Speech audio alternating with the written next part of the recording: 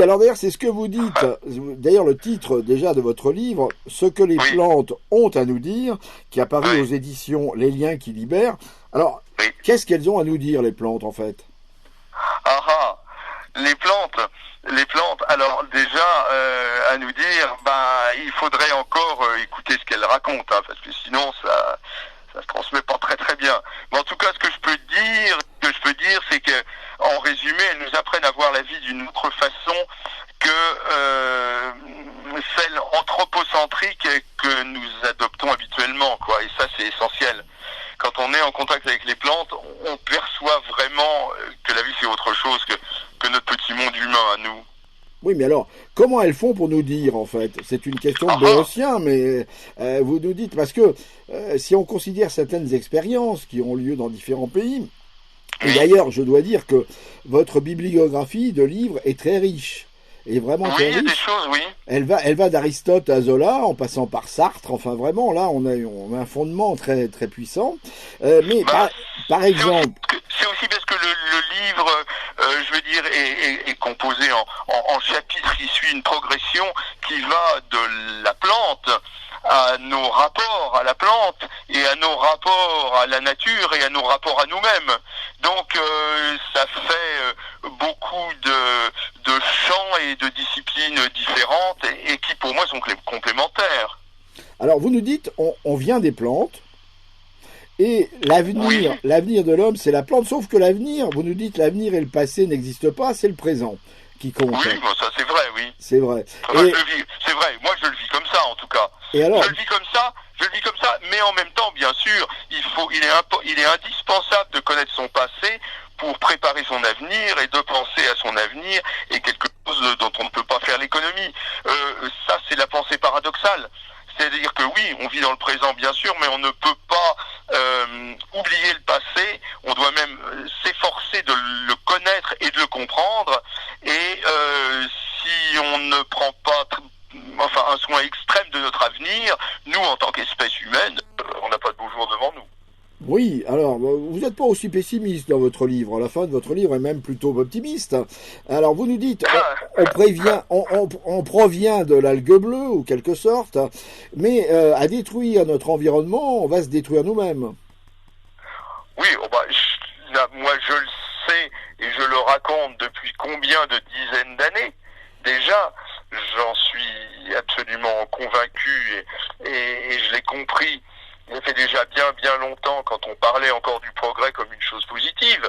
Maintenant, il me semble que voilà quoi, je prêche pas dans le désert et je dirais même que la plupart des gens en sont encore plus convaincus que moi parce qu'effectivement, moi je suis pas angoissé quoi, ça c'est sûr. Alors, vous n'êtes pas très, vous ne condamnez pas l'homme, vous dites on a été mal programmé. Ah bah dites, je serais mal placé pour me condamner moi-même quand même, je suis un être humain, hein. Mais je pense que moi aussi je suis mal programmé, je m'en rends compte tous les jours, oui oui absolument. J'ai des réactions qui sont, comment dire, qui me laissent pantois et contre lesquelles je ne peux rien. Dans notre cerveau on a des circuits de reconnaissance qui sont stimulés par des choses qui sont pas toujours très glorieuses quand même, il faut le dire, comme le boost de l'ego, comme le surplus de nourriture, comme la paresse profonde, comme une certaine perversité même d'ailleurs. Mon Dieu, il y a intérêt à s'observer et à remettre un petit peu de l'ordre dans tout ça quand même, non? Vous nous dites on a été fait trop intelligent, mais pas assez conscient. On peut dire ça, oui, parce que ce qui nous fait, nous, êtres humains, c'est effectivement notre cerveau, hein, en particulier. Hein. Et ce cerveau, il est quand même vachement performant, mais il est performant au point qu'avec l'invention de l'agriculture, par exemple, c'est le meilleur exemple qu'on puisse prendre, on a inventé des instruments qui nous ont tellement permis de prendre le pouvoir sur notre environnement que maintenant, non seulement on en est malade, c'est déjà le cas, mais qu'on risque beaucoup plus gros. Nous et une partie de la création, évidemment, bien sûr. Mais ça partait d'une bonne intention de l'évolution, si je puis dire, c'est-à-dire nous donner à nous, pauvres chétifs, petites créatures qui pouvons même pas griffer ou à peine, les moyens de nous en tirer. Mais bon, voilà, c'était un peu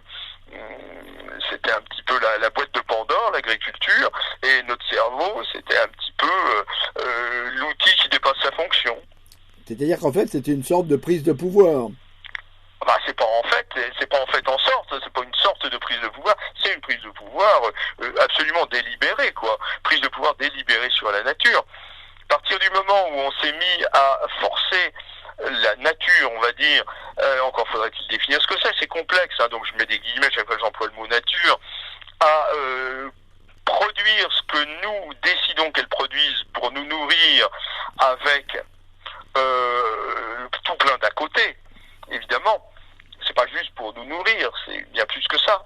En particulier pour nous donner du statut, c'est ça qui est fondamental chez l'être humain. Eh bien, ça ne pouvait que tourner vers un développement prévisible, d'ailleurs, je pense, qui était, prendre tellement de pouvoir qu'on en étouffe, quoi. On est victime de son propre pouvoir. Oui, complètement, oui, bien sûr. Mais alors, je crois qu'on le sait. Maintenant, il est important de le conscientiser. Et savoir, conscientiser, sont quand même des choses un petit peu différentes. Et puis après, évidemment, il y a l'action. Alors, vous nous dites à la fin de votre livre, j'ai les solutions, mais vous ne les donnez pas. Non. Alors? Ah bah, je veux pas vous le... Non, c'est-à-dire, comment est-ce que je peux dire ça? C'est un petit peu complexe. D'abord parce que il faudrait tout un bouquin pour en parler, donc ça pourrait être le prochain tome, mais voilà. Mais surtout parce que pour moi, pourquoi j'ai 70 ans, tout ce que je raconte là-dedans, je le sais depuis longtemps, mais il fallait que ça mûrisse, il fallait que ça mature, et je pense que les choses les plus importantes, il faut vraiment les présenter d'une façon qui ne soit pas dogmatique et d'une façon qui il faut être très prudent, parce que quand on s'approche de la vérité, vous voyez, je pourrais employer d'autres termes, il faudrait employer des périphrases, j'ai plein de guillemets, parce qu'il n'y a pas de vérité, ça n'existe pas. Encore une fois, pensons paradoxe, ça n'existe pas la vérité, et pourtant, il y a des directions qui sont justes, quoi. Mais quand on va dans ces directions, on a d'autant plus de responsabilités, et on a d'autant plus, il faut être d'autant plus prudent. Donc je ne voudrais surtout pas imposer ma pensée aux gens, quoi. Tout ce que je peux faire, ce que je souhaite faire, c'est donner des pistes de réflexion de façon à ce que chacun arrive à ses propres conclusions. Chacun a sa vérité, quoi, en quelque sorte. Quand on s'approche de quelque chose qu'on peut nommer la vérité, il faut surtout pas soi-même la mentionner, quoi. Il faut que chacun la découvre. Et donc c'est pour ça que il y a un certain nombre de choses que je ne voudrais pas encore dire, quoi. Et alors, on parle beaucoup de la communication avec les plantes et de la médecine quantique. Comment vous rapprochez les deux? Vous voyez, c'est intéressant parce que c'est ce que j'étais en train de dire. Ben oui, c'est pour ça que c'est ce que j'étais en train de dire. Parce que pour moi, ce sont des choses qui sont vraies, qui sont justes, mais que à l'heure actuelle, on perçoit avec notre approche anthropocentrique. Donc, on raconte plein de conneries là-dessus. Donc, sur l'intelligence des plantes, sur la médecine quantique, comme vous dites, on raconte trop de conneries dessus. Donc, je ne veux pas entrer en matière. D'accord. Alors, vous avez créé le collège d'ethnobotanique. Alors, oui. Beaucoup de nos auditeurs vous connaissent parce que on vous voit souvent, on vous lit souvent, et c'est vrai que vous avez peut-être tort d'avoir raison trop tôt, mais bon, ça c'est un autre inconvénient. Mais c'est quoi l'ethnobotanique? Oui, c'est bien que vous disiez ça comme ça, effectivement. Je le dirai pas moi-même, mais j'aime l'entendre. Et alors, c'est quoi l'ethnobotanique? Quel est votre souhait en créant ce collège d'ethnobotanique? Eh bien, alors, prenons ce terme d'ethnobotanique, que je n'ai pas inventé, bien sûr, et qui est une discipline dûment reconnue, dûment reconnue, mais très peu pratiquée, très peu enseignée, surtout, ce qui se fait d'une façon très scolaire, très dogmatique, dans le cadre ce qui était dans le temps le laboratoire d'ethnobotanique du muséum, maintenant qui a changé et qui est passé au musée de l'homme, voilà. Bon, ethnobotanique, étymologiquement, ça veut dire ethnos, c'est le peuple, botanos, c'est la plante, donc l'étude des rapports entre les peuples et les plantes. Voilà. Maintenant, on dirait plutôt étude des rapports entre l'homme et les plantes. Et maintenant, au début, c'était les botanistes qui allaient étudier justement les utilisations des peuples chez différents peuples, enfin les utilisations et les rapports des plantes, des gens, des cultures, voilà, avec les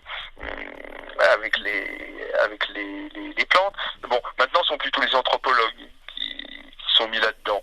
Donc voilà, il y a toute une histoire, c'est complexe, c'est passionnant, et puis c'est très humain, hein, évidemment, avec toutes sortes de débordements dans tous les sens. Voilà, bon.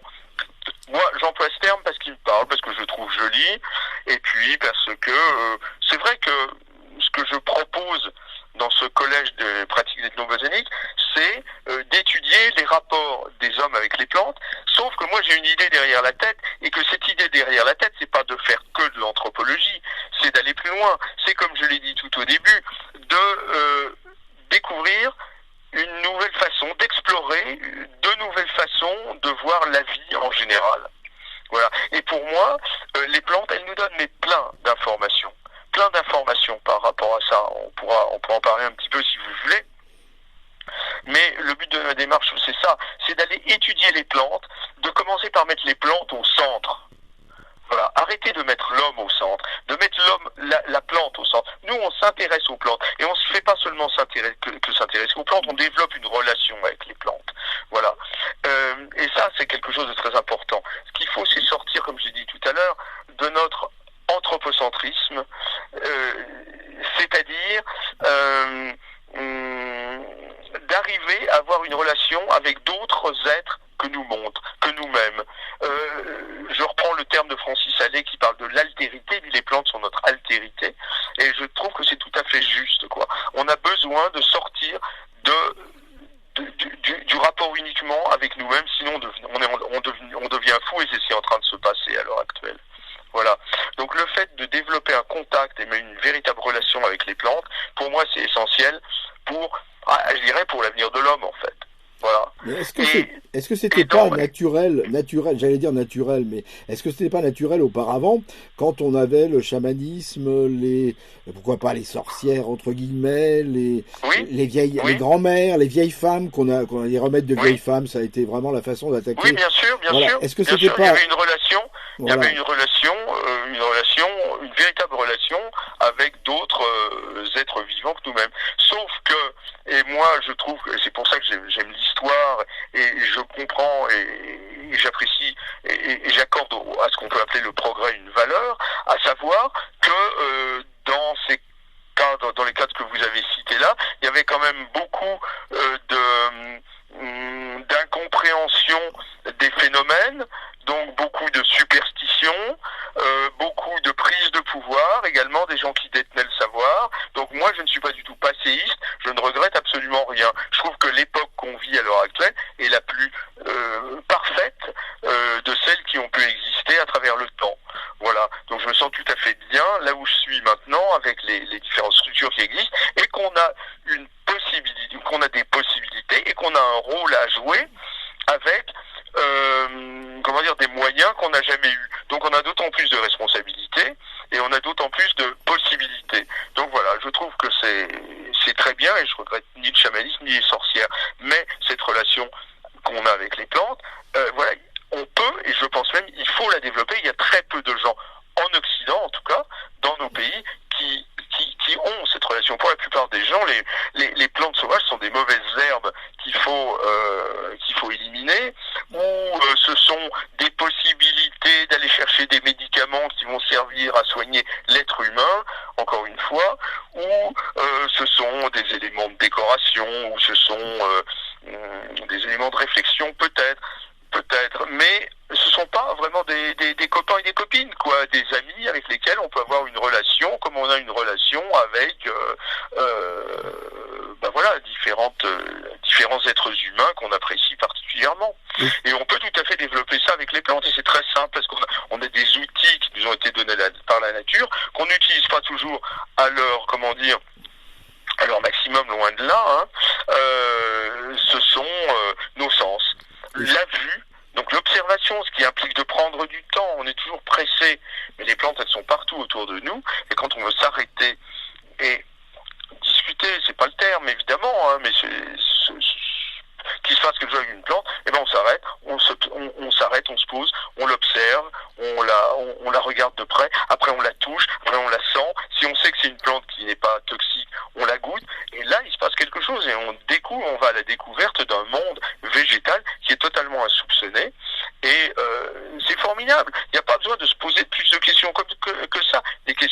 venir, les réponses vont venir, comme quand on se lie d'amitié avec quelqu'un, on a envie de découvrir qui il est, d'où il vient, ce qu'il fait. Il va vous raconter des choses. Les plantes vont nous raconter des choses par leur toucher, par les sensations qu'elles vont nous procurer, et on va pouvoir gamberger et aller explorer notre galaxie et nous-mêmes. Alors, est-ce que quand même, je vais vous provoquer un petit peu, est-ce qu'on n'a pas perdu un petit peu vous dites qu'on a perdu notre conscience, mais est-ce qu'on n'a pas perdu aussi une certaine intuition? Parce que, par exemple, si prenons l'astragale, par exemple. L'astragale est un des constituants... Quel astragale, mon cher? Quel astragale? Les astragales, il y en a 500 espèces. Oui, mais l'astragale, comment il s'appelle? Je ne sais plus comment son nom chinois. D'accord, ok. L'astragale qu'on utilise en médecine chinoise. Voilà, l'astragale qu'on utilise en médecine chinoise. Et c'est pas l'os du pied non plus. Donc, l'astragale est dans le bouillon de longue vie en Chine. Oui, bien et sûr. On s'est rendu compte. Enfin, bien sûr, je dis bien sûr. Enfin, je veux dire, les Chinois, eux, effectivement, ils appliquent le précepte d'Hippocrate que ton aliment soit ton médicament. Quand on est malade, on se nourrit, quoi. Voilà. Et donc, l'astragale, on s'est rendu compte maintenant, chimiquement, enfin, du moins épigénétiquement, j'allais dire, qu'elle allonge les télomères des brins d'acide nucléique. Donc, ça explique bien, quelque part, enfin, la science moderne permet maintenant d'expliquer des choses qui étaient un peu intuitives. Mais est-ce que cette intuition, comme cette conscience, on l'a pas perdue? Ah bah oui, bien sûr. Non, mais enfin, je veux dire, faut voir les choses encore plus loin. Je veux dire, au départ, l'être humain faisait partie de la nature de façon intégrante. Donc, il savait. Et puis en se séparant, enfin on peut dire ça comme ça, c'est une histoire que je vous raconte, en s'en séparant, eh bien il a perdu des tas de connaissances qu'on retrouve, par exemple, que retrouvent les chamans en utilisant des plantes psychoactives qui vont leur permettre d'aller explorer d'aller justement développer des contacts, d'aller discuter avec les plantes et puis d'apprendre un tas de choses directement au contact des plantes, sans passer par le côté molécules chimiques comme nous on le fait. Nous, notre tradition à nous, occidentale, récente, d'ailleurs très récente, ça a été d'aller disséquer, d'aller créer des modèles de molécules chimiques et de choses comme ça, de donner des explications sur la façon dont les principes actifs peuvent réagir sur notre organisme pour provoquer telle ou telle réaction. Moi j'adore ça, c'est génial ce truc-là, mais c'est un point de vue parmi d'autres. Oui, et puis malheureusement ça a vite dérivé vers le principe actif qui dérive vers le médicament et vers là aussi il y a le pouvoir de l'argent. Oui, l'être humain, on en parlait tout à l'heure, il me semble, non, l'être humain est moins mal programmé, je veux dire, tout est là-dedans, Ce sont des déviances. À partir du moment où on a compris ça, vous savez quoi? On a plutôt de la compassion pour ces gens-là. Moi, Monsanto et les grands laboratoires, mais j'ai aucune haine pour eux. Par contre, j'ai beaucoup de compassion, parce que les pauvres, ils se font du mal, Eh bien voilà, je crois que c'est une belle conclusion, François Coupland. Nous rappelons le titre de votre livre, Ce que les plantes ont à nous dire, qui est apparu aux éditions Les Liens qui libèrent. Merci beaucoup, François Coupland. Et est-ce que je peux vous indiquer mon site internet bien où sûr, on peut me retrouver? Il y a plein de évidemment. choses et j'aime bien quand les gens m'écrivent et me posent des questions. Et c'est www.coupland.com, COUPLAN.com. Eh bien, écoutez, vous risquez d'avoir beaucoup de nos auditeurs qui vont vous écrire. Ouais, ça me fait plaisir, j'aime ça. Merci beaucoup et à bientôt. Ok, à bientôt. Au revoir.